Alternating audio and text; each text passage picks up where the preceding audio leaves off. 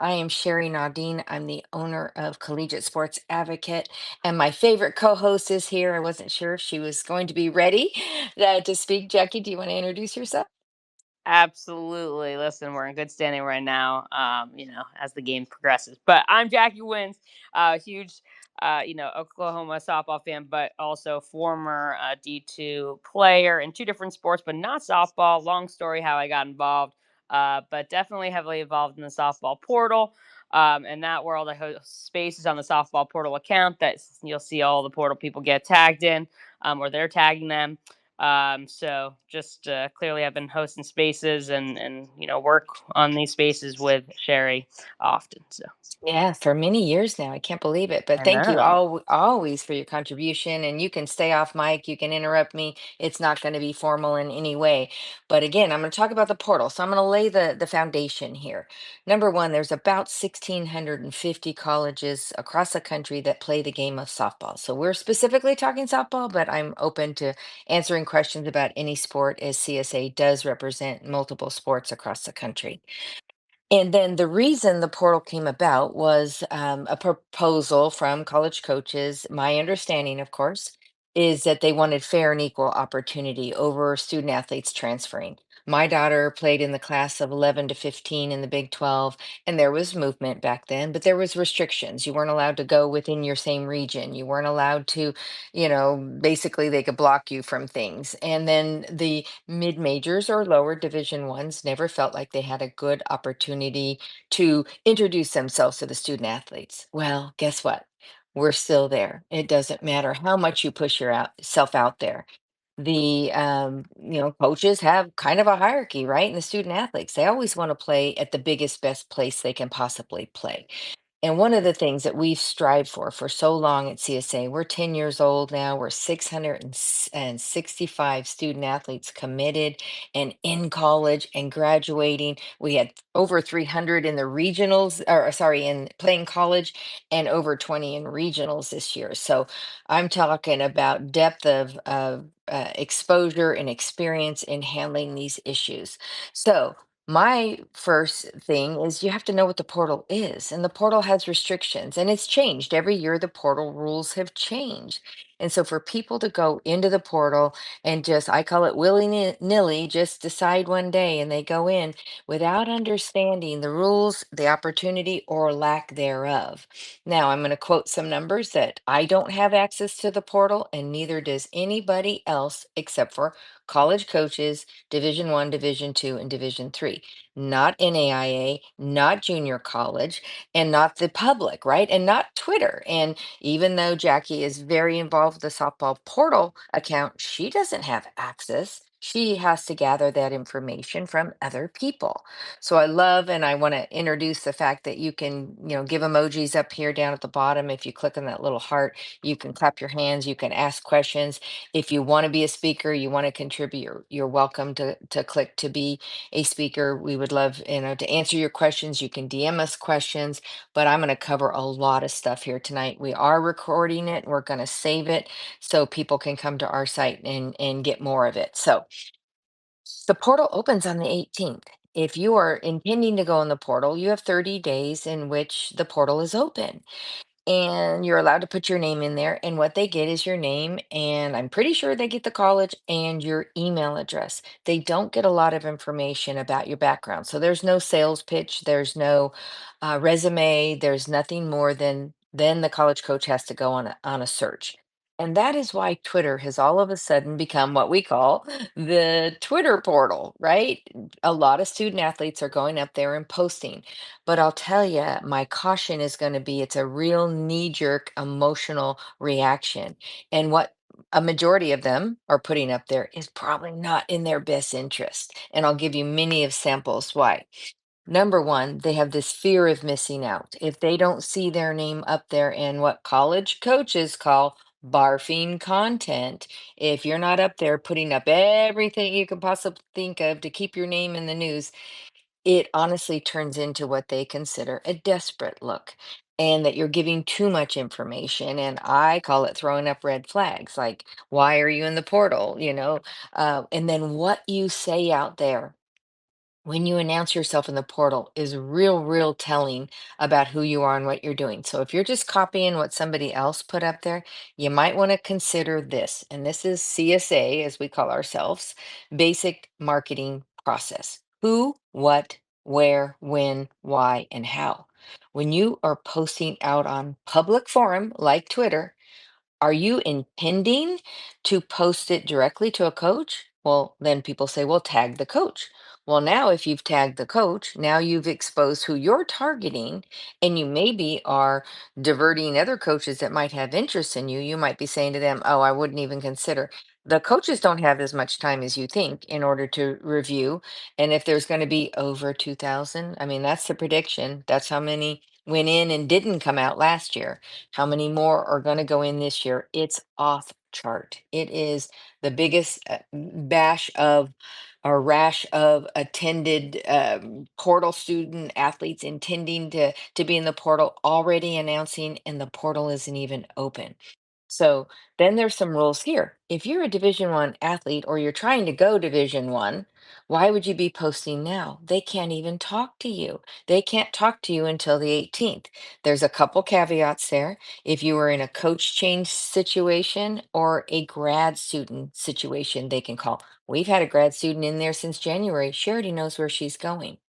And it's because she had credibility and value and had a track record in which the college coaches could then dig into. So if it opens on the 18th, every college coach that needs a student athlete is going to have access to that. So there's no sense of going out and posting to the hundreds of thousands that are on Twitter. If they click on softball portal, they're going to see who else is in there. And that's why you use those hashtags, and it's going to give information. But what information are you giving them? And can it ever be unseen? And this has always been my issue about live video. That live video needs to be so good that somebody goes, wow, I need to call this kid. And mostly what we see up there is cage practice videos, cage hitting, cage pitching, not real good highlights. And obviously, we have several clients in the portal. We have this issue, so I'm not calling out specifics. This is never personal because we hear it every year. What if you were injured? What if you don't have stats? What if you were on the bench? Maybe you were in a wrong situation from the start. You have to consider all of those reasons why. Well, when you post up there and you give a video and you say you've got 3 years or 4 years eligibility and you've just thanked the coach that you left or got cut from, right? That's probably not the thing you need to do. That's like getting knives in their back, right? Just go up there. I'm giving free advice here. Go up there and state your name, your position, and how many years of eligibility, and a way to contact you. And less is more. Let them do the investigation. Let them understand why you're in it. If you give them content that's not worthy of their university, they're just going to pass, and you're not going to understand why they passed on you, because silence is a no. What the best way and the way the college coaches wrote it is, Jackie, go for it. Come on up. You don't have to raise your hand. You can interrupt me all the time. And I didn't want to interrupt and mess up your thought. Uh, So, so I, one thing that I've sort of seen as I feel like there's just been such an increase in the start of the portal, which is bizarre because it hasn't even really opened, is that there is this sort of outlook that if you are on Twitter or any of these social platforms, that coaches are expected to see you. And there's this expectation that by going on social media, that is how it's going to happen. And it's really like, yes, potentially, I'm sure there are some, but it's a lot more work than that. And especially, if you're not part of that top 2%, you got to really work and put in that work of contacting coaches and doing what you need to do. It's not going to just be retweeting yourself 1,000 times. or the expectation of a site like yours that somehow you're responsible for helping them get that exposure, right? Hmm. It's a real entitlement type of thing. As I heard a coach say, welcome to re-recruiting. You're now in the heat of re-recruiting, and then there's lots of pitfalls. So one of the thing I want them to think about is who's reading it. Do they really think that all the intended coaches are sitting on their phone scouring through the portal on Twitter? I mean, they're going to go through the portal themselves, but they're going to look for specific things. There is a layer of talent that when you got recruited, you were recruited within a layer of talent. There are breakthroughs, there are very few breakthroughs, but now they're going to go in and do what I call an evaluation of you, an evaluation of your talent level and where it's valued, right? Who needs you? You can't just go through the portal and go, well, I'm a shortstop. I'm going to look for the next available shortstop. No, they probably already have either kids coming in or their target. They might be targeting somebody else too. So it's not necessarily the best way to go about it. It really has to be more organic and more open to what their needs are and for them to contact you with their needs, right? So if you're in the portal and your name is in there and you are from a university that would add value to them, they're going to go look at your stats right away. If you don't have stats, you're going to have to tell a story, right? And so then what's your why? When a coach calls you, I have heard some wise listening audience that would blow your mind. The things they say, man, right off the top, if you talk about what was wrong with the program and wrong with the coaches and wrong with the whole culture, and you weren't part of the solution, that's a real red flag because this is a great phrase. Write it down. Wherever you go with you. So fix you first. Be part of the solution, not part of the problem. Leaving doesn't necessarily solve the problem. And for those that are in the portal now, you are where you're at, and Jackie hit the nail on the head. You got to go in and you got to be a master marketer for the next 30 days. You have to understand your why. You have to run it by somebody, make sure that your why is sticky and why you're going to be a solution for them. And then what is the portal, right? You have to understand what it is and how it's going to be used. And then how your posts are coming off. I had another coach say, man, I'm a faith-based coach, but man, Jesus is working some overtime right now because all the posts say which much prayer and consideration. I've left XYZ university, like I said, stabbing him in the heart, and I'm looking for something else. Well, what's your something else? Right? So it's really, really a hard thing to do, and it's very personal. You have to understand what to say, when to say it, and who you're saying it to. It's not always the best thing. And don't kid yourself if all these coaches either didn't play together, know each other, work for each other, or travel ball coaches. There is travel ball coaches out there that aren't even returning parents' phone calls. And it happens. One of the things we did 10 years ago, and it was a godsend, our company stays with them until they graduate college. Well, let me tell you, I've worked a couple kids twice, and that's probably not a good look, right? What we want is for you to find your fit, and then I'll give you some more solutions here. But understanding the portal rules and then understanding what video will do to you or not do to you. I have clinicians, I have batting instructors, pitching coaches, travel ball coaches that just say, go to Twitter and put up your video and tell them you're in the portal. Well, do they really need to? If you're an NCAA student athlete, you're going to be found in the portal immediately. If you want more promotion, you better understand what it is you're promoting and who you're targeting. And so my recommendation would be direct target them. You can direct DM them if they're your friend, or you can direct mail them, which is why the NCAA put together that process so everybody has fair and equal access to the college coaches. So they're not going to accidentally find you. It's going to have to be intentional and they're going to have to be looking for you. In the meantime, you're putting yourself out there to a whole world. And I've heard the words, it's a desperate look. I'm not saying it is. I'm telling you what I'm hearing, that it's a desperate look and it's an emotional feeling that your fear of missing out. So you're just going to put so much content out there. There's one student athlete up there. I don't know who she is. I don't represent her, posting every single day something different. It's not helping. You have to understand your why. You have to directly attack the why with what colleges are going to need you and how you're going to fit. It is probably the most difficult direct marketing thing you'll ever go through as a human. Is finding it's like finding a job. You have to figure out who's got the opening, how they have the opening, why they have the opening, why you're a fit, why you're not a fit, and learn to sell yourself instead of leading with why you left. Why you left is a negative. There's not a lot of positive reasons why you left. There are some technical reasons why you leave, and I've heard some good ones that are are relevant, some of the money's changed, right? The roster limits have changed. Some of the investments in the scholarships and the awards that they use in order to pay you.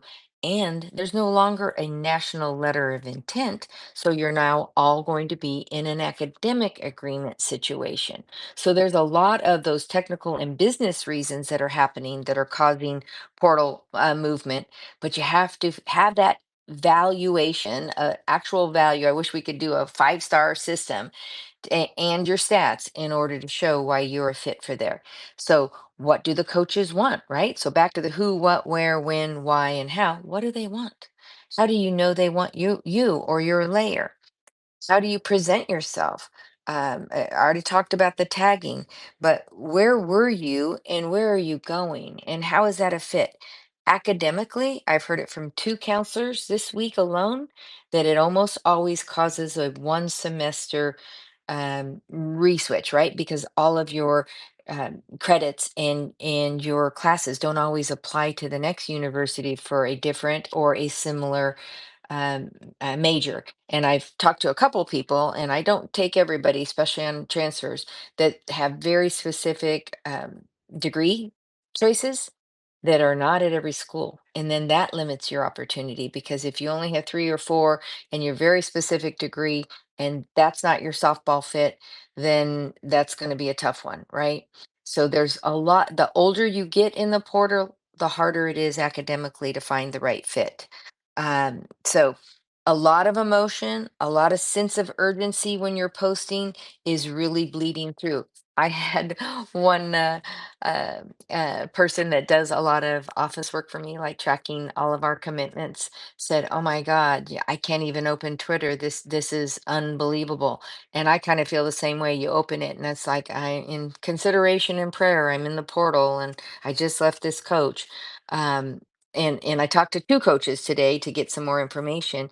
And specifically, sometimes they're happy you left too, right? Sometimes it's not a fit on both ends. Sometimes they're trying to build or engage with a different kind of culture, or they have their eyes on somebody else they're bringing in to replace you already. Don't think that that's not happening on their side too, right?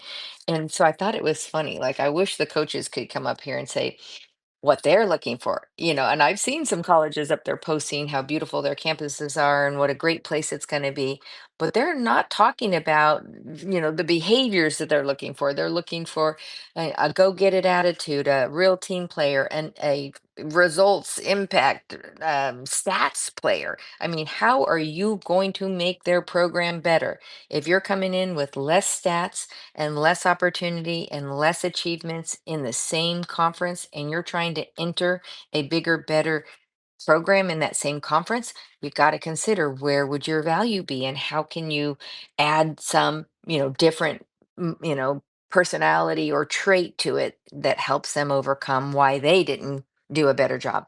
I would also ask the coaches why they have an opening.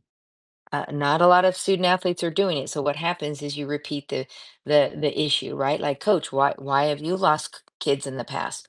Why do you have kids in the portal? I think when you get them on the phone, you have to be bold enough to ask them because they have red flags too. And I don't mean that the red flags can't turn green, but you got to understand why they have an opening. If you're trying to get to a bigger, better program and they have people leaving because they didn't get on the field, you have to consider what would you look like in comparison.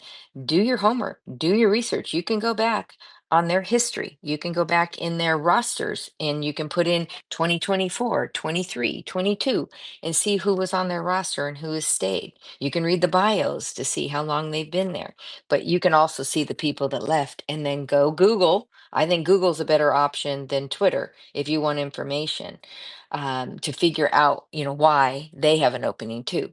Because are you just going and plugging the same hole that needs to be plugged?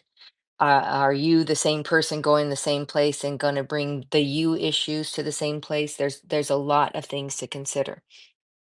So how to overcome the red flags? You have to find that information or be willing to ask that to the coach. You should be interviewing them as much as they are interviewing you. I hear a lot of student athletes say, "Wow, the coaches are so different when they're on the field or when I got there than they were in the recruiting process," right?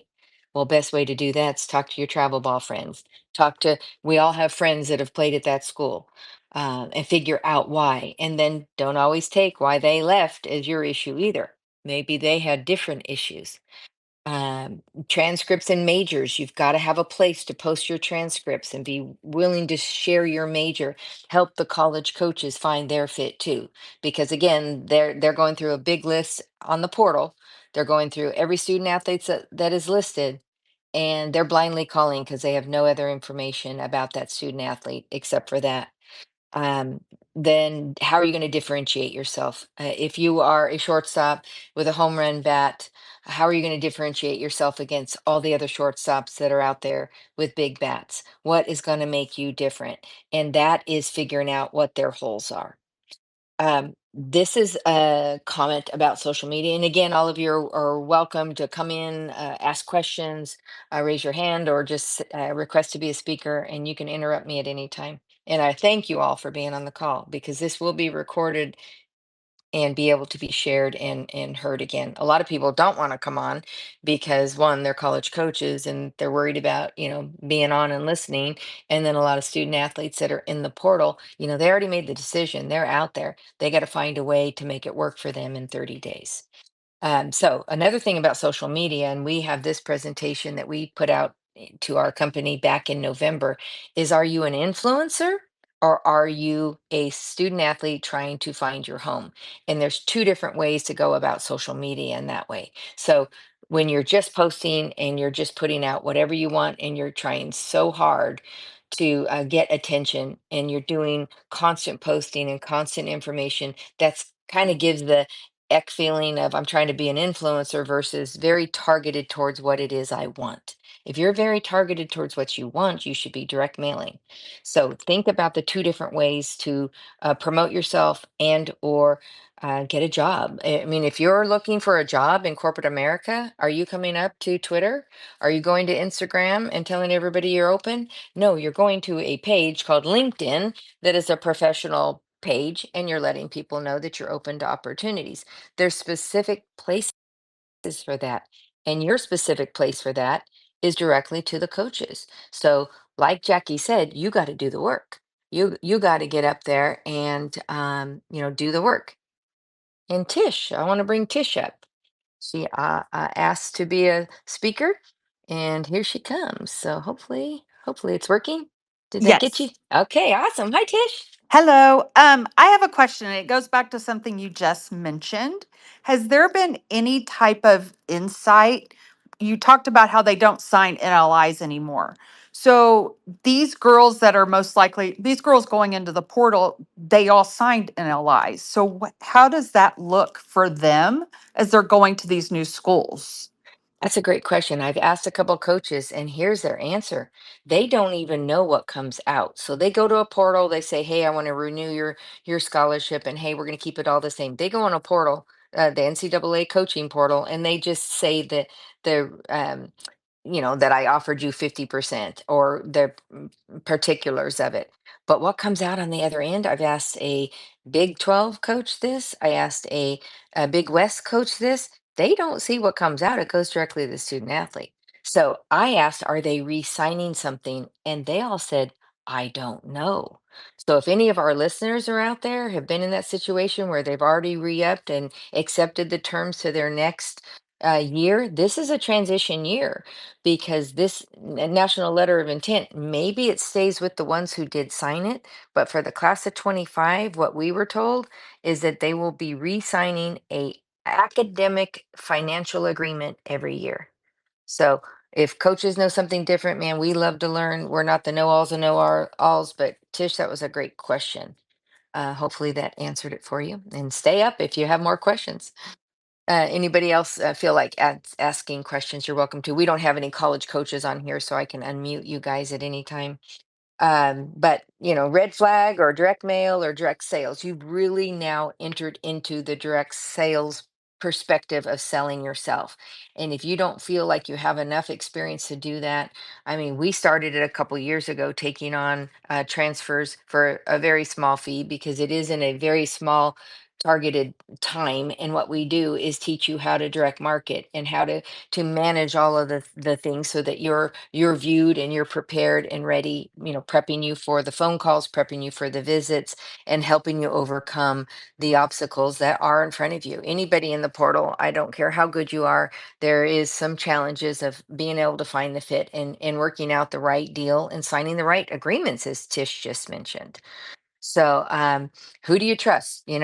I see a lot of free information, some great travel ball coaches giving information because they're dealing with it, right? Every travel ball club in the country is dealing with portal transfers right now. There are some who initiate them, which is kind of a feeling, right? But I mean, people do what they do. And I saw one mention that they already know who's transferring. They already know the big dogs that are transferring. They know, and there's things called, I call them headhunters, but there's people out there that do this for a living because now we're talking about money. We're talking about big offers, big opportunities, people calling saying, hey, I have this much money for the right student athlete. Where do I find them? Who is it? And people are looking for people's black books, right? The phone numbers, how to get a hold of these. And then you also have to deal with teammates. You've got teammates that, have travel ball teammates at other schools. So the word gets out, the transfers happen. And somebody said they happen before the 18th when the portal opens. Well, you bet your bottom dollar that is happening. I've talked to, several, again, not clients that call me, and a lot of them I've already had conversations which are illegal. Anything other than um, a direct email to them or a direct DM, they can't even answer back right now until the 18th. Now, that's the other panic. If I have so many people saying, "Oh, but I want to post and I want to do this and I want to do that." Well, it's not even open yet. You're gonna get opportunity because for as many that are in the portal, that means how many spots are open. So it's not like there's going to be limited spots. If there's 8 kids on every roster in the country that just went in the portal, that means there's 8 opportunities in every one of those schools. So I think that is a good thing. But Jackie and I were talking earlier, all you're done and put yourself in this rotation, this merry-go-round of who can play at the Power Four. Those who can play, they know it and they knew it from the actual recruiting process, or you had such an amazing, mid-major performance and you really blossomed. I always say the Michael Jordan blossom that happened in college, right? I mean, those things happen, but that's the one kid you hear about. That doesn't mean that's your story or that's your journey. So, if you haven't gone in the portal yet, make sure you have a plan. Make sure you know what you're doing and that the plan is realistic and that you understand what your value is and where you can contribute.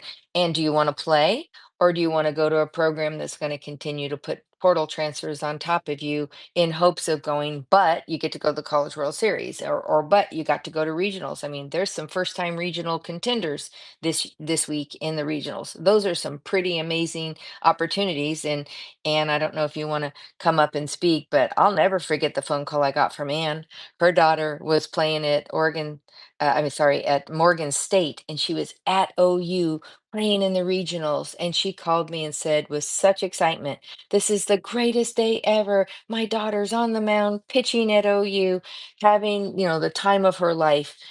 At a historical black college in Maryland. So, and if you want to add anything to that, that was amazing. All you have to do is hit request to speak. But amazing opportunities come out of those things, and yet everybody's eyes are on the big ones, the ones that end up at the College World Series. Well, if those are your targets, you have to figure out where the holes were on their roster and how you can fill it, and then who's your competition in in the view of it all, right? Here comes Anne. So we'd love to hear from Anne. She's had real life experience with it. There we go, Anne. Go ahead and come off mute. Oh, yeah, it was incredible, and I'm not gonna lie too, there were people that wanted my daughter to transfer here. They're like you said, Sherry, people that you've played ball with, but sticking with it and getting that the tournament is outstanding. We watched Kirsten Roos today. That's one of the teams you're talking about that just got there for the first time, and it's kind of like reliving that. Just thinking, oh my gosh, how exciting for her to be her team for the first time ever to go. Yeah, and So, she was the one I mentioned earlier that's a grad mhm. student that already knows where she's going. Yeah, And so she's had a great experience, but man, her recruiting wasn't so easy. That was a little bumpy at the front side, but she's a person who has put in all of her heart and soul and does the right things, and she's that teammate that you want to play with, and she makes the contributions too. So she does. that was a great. I forgot you guys played together, so that's Yeah, awesome. but really excited to see her her play, and they played pretty well for a bit today. So, That's awesome. but yeah, That's awesome. I so had four TVs devices going, and I couldn't watch them all. It was crazy. I So know it's nuts. that's awesome. And feel free again to stay on and just mute and then unmute if you have Yeah, any more comments. I appreciate it. I perfect. love Thank you. experiences from the parents that have been there and done it, and they're in it. It's fabulous. So here's some things that I'm seeing. People say, "What is going on?" Especially the coaches. What is going on? What's happening? And I say it to both sides.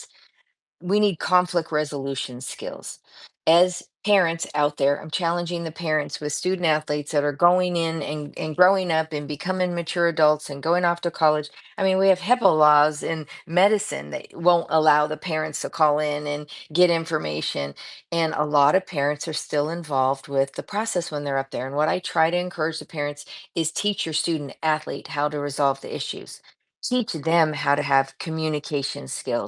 Hey, coach, when you said that to me yesterday, I had some thoughts about it, and I really feel like this, instead of going home and being victimized by something horrible said to you. I mean, I hear a lot of the terrible stories, and it's true. There's a lot of coaches that don't behave in the way that they should behave. But part of it is, as an adult, they've never stood up and said, Coach, wow, that was rough. I get I did something wrong, but how you handled it, I just want you to know, I wish you would have done it like this, right? Coach the coach, because you're all adults, and if you want an adult relationship, and a lot of people want that relationship with a college coach, but they don't act like an equal person in the conversation. They go in, yes ma'am, yes ma'am, yes ma'am, and they walk away and they go, oh my gosh, and then they go home and tell the parents how horrible it was. And I tell every parent, you hear about 10% of what's correct. And I've had it over and over again. You have to listen to more, but you have to teach them how to resolve it instead of getting in a lot. I mean, for 10 years, we've watched parent groups go in and get college coaches fired. And I think we can do different and better. And I think we can add more value to teaching them how to resolve it. Like, why did you pick the coach in the first time? Did you not know that that coach was a little fiery and yells and screams? If that's not your culture, why'd you go there? Oh well, I didn't think it would be, you hear it, right? On the front side, they have to do a better job of evaluating the coach and the culture before they get there, and how they deal with conflict resolution and how they communicate. If coaches can't text back and they can't email back and they can't interact, that's kind of how they run their business too. Again, if the rules are they can't email you back because of your grad year or the portal restrictions, then you can understand that. But if they're not communicating back, or they don't say, hey, thanks so much for the opportunity, but we're not looking for your position. Good luck in your search. They should take the time.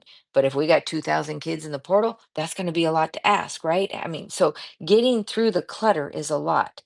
Um, I told this earlier to a student athlete. Instead of trying to put a Twitter up there and saying thanks to my coach that I just quit on, a public shaming almost of, thanking the coach. That's not a way to thank the coach. Write them a handwritten note and thank them specifically about something they did or the way that they touched your life. That's a better way to leave it where you left it, because it's the same. They want to thank you, but they're not going to go up to social media and thank you for quitting their team and quitting the plan. I mean, you were part of a plan, right? So have these communications before you get to the end and you go in the portal. But give them a little appreciation. It goes a long way. An email isn't enough, in my opinion. Drop them a handwritten thank you note. It might be old school, but my daughter's a D2 coach. It comes off different. they're humans, they're people. They've lost something that they invested in. And even if you didn't think that they were invested in you, they still had a plan for you. They spent time and effort. Just that respect goes a long way, even if it wasn't felt at the time, or if they weren't behaving properly. It's still the right thing to do. Um, um, got my notes going here. And then I was go ahead.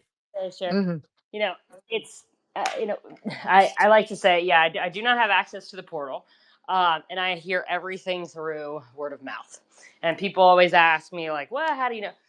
I'll tell you this much: anything that if you are texting somebody that you're interested to go into the portal, I'm going to tell you right now, people know that you're going to go into the portal. It's probably one of the most interesting things I think people, each year and each cycle, if you truly want that to be something that's sacred to you and things like that, make sure before you tell anyone that, you wait, and you ensure that you tell your coach, if you don't want other people to know. Because that's been like one of the biggest things is that I've seen where sometimes relationships go sour is that all of a sudden things go through. And let me tell you, once it goes into the network of the world, it moves. And sometimes they say, well, the coach never knew.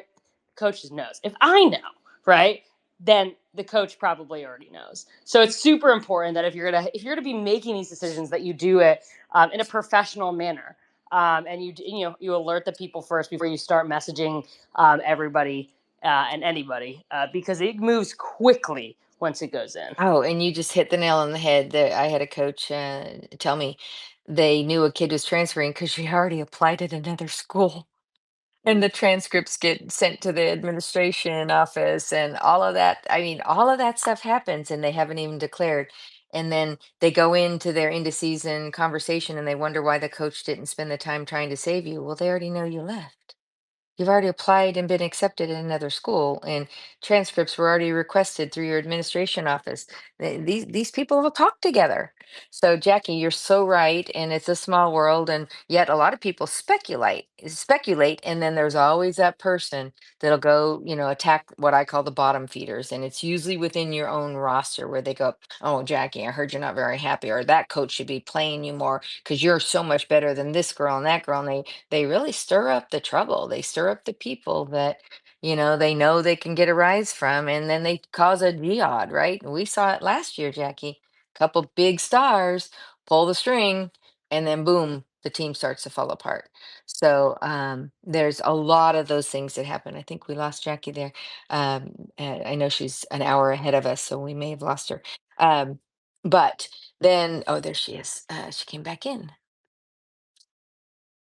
So, Jackie, what I was saying while you were gone is that we've watched people panic. People say, "Oh, well, so and so's leaving," and they hadn't even declared they're leaving, but then they go and pull the string on the entire staff, and you'll have 8 or 10 people in the same program leave because they thought so and so was going to leave, and it's usually I call it a little rat in the dugout.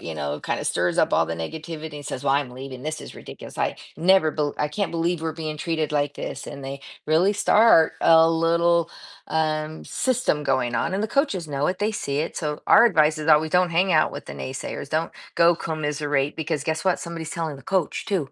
Oh, so and so is going to go in the portal. They're telling everybody, roommates and out at the coffee shop, wherever they're hanging out. So, um, couple words of advice: control and know what your controllables are.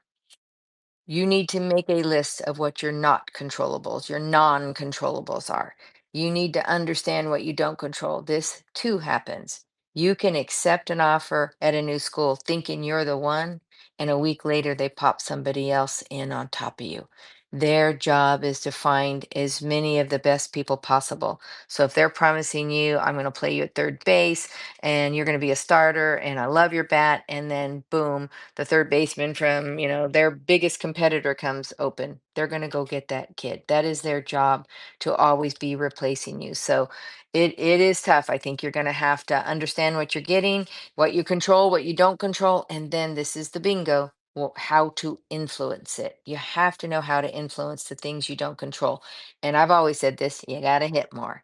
You got to have a bigger, better approach to the plate. You have to be a winner in the right spots. You have to be adding that value, and that needs to come off in your in your conversation. So if you're up there on Twitter and you're posting that you're in the portal and they go look at your stats, man, if I didn't have those stats, I wouldn't be up there arguing or not arguing, but advancing myself and trying to put myself up to and exposing that negative. I would be emailing the coaches and giving the reason why your stats are the way they are and what you're looking for and how you're improving it this summer. We do a thing called SMART goals, set specific, measurable, obtainable, reachable, targeted goals. You should have some type of format when you're emailing these coaches telling them how you're going to do better than you did before. Because if you were doing 5-star work and you were getting 5-star results, that there you typically don't leave, right? So you're looking for something else. Make sure you know what that why is and make sure you're going to fulfill it and that it doesn't turn out to be wherever you went, you know, you brought it with you and it turns out to be the same or it could be worse, it could be better. So you have to be prepared for those. Um, and then it's been said a lot of times that, and Jackie just mentioned it, they already know the great ones. The great ones are already recruited, they already know where they're going, and it is hush hush secrets, but then there's a lot of speculation around it. And those are the ones that usually people talk about up on social media, but they or I haven't seen a big one, and maybe Jackie, you would remember since you managed that account. I haven't seen the big dogs go up there and put a Twitter post and say, "Hi, I've just entered the portal." Have you? Yeah, usually it's sometimes they do, but it's already like leaked. It's after everyone knows already, and it's just like a very small sort of message, but not really anymore. If you're part of the top 2%, you don't even have to do that anymore. It's more just an announcement, really, when you've committed to another team. Yeah, I like that one. When you commit to the next place, that's the best advertisement. You should do your work the way the system wants it, the way the college coaches want it, which is email or direct messaging. But an open platform, you're just kind of telling the world to go look at your stats and follow something. I have not seen it make it better for you because the coaches that are up there looking are not the coaches you're intending to target, or you would have targeted them directly. It might be a somebody said a happenstance or an opportunity that you never knew about. I mean, those things happen, but intended direct marketing is not in an open marketing forum. So, I mean, here we are talking on Twitter, but we're trying to educate a mass audience. So, I would love it if you guys have any more questions or you want to answer anything or direct message us. We've got a couple of our CSA advocates on here tonight, and I appreciate them doing that because and we're all invested in bringing the right education, the right information out to the listening audience. We're going to put this up on our media page. We're going to reshare it. Everybody reshare it when we're done and tell people to come listen. And if people have questions, we are www.collegiatesportsadvocate.com.